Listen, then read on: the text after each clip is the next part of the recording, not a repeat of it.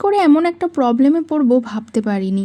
দেখো এই লোকটাকে, যে লোকটা স্কুটিতে বসে আছে, রীতিমতো আমাদেরকে আধ ঘন্টা ধরে জেরা করেছে যে আমরা কোথা থেকে এসেছি, আমরা কি কাজ করি, আমাদের বাড়ি কোথায়। তো মানে ওনাকে কাটিয়ে তারপরে কিন্তু আমরা টোটোতে উঠে চলে গেলাম বাইকের দোকানে। মানে আমাদের কাছ থেকে যাবেই না, বলছে আমাদেরকে পৌঁছে দেবে। তো মানে অচেনা লোকের সাথে এমন ব্যবহার, সত্যিই আমরা ভয় পেয়ে গেছিলাম। তো তারপরে দেখো দোকানে চলে এসেছি বাইকের। এখানে কিছু ফর্মালিটি আছে, সেগুলোকে সারতে হবে। আর দেখো চেহারার কি অবস্থা! সারারাত জার্নি করে এখনও কিন্তু কিছুই খাওয়া হয়েছিল না, কারণ আমাদের টেনশন ছিল যে বাইকটা আগে নিতে হবে।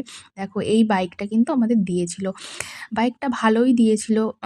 কারণ কি, যেহেতু এখনও আমাদের ৪ ঘন্টা বাইকে জার্নি করতে হবে, পাহাড়ের উপর কিন্তু এই বাইকটা নিয়েই আমাদেরকে উঠতে হবে। তো তার জন্য একটু ভালো বাইকেরই প্রয়োজন। আর আমি ভালো করে কিন্তু ছবি তুলে নিচ্ছিলাম, যেহেতু পাহাড়ি রাস্তা, কখন কি হয় বলা যায় না। তো ভিডিও করে রাখাটা খুব জরুরি। দেখো ও এখানে আই কার্ড জমা দিয়ে সব ফর্মালিটি কমপ্লিট করে নিল।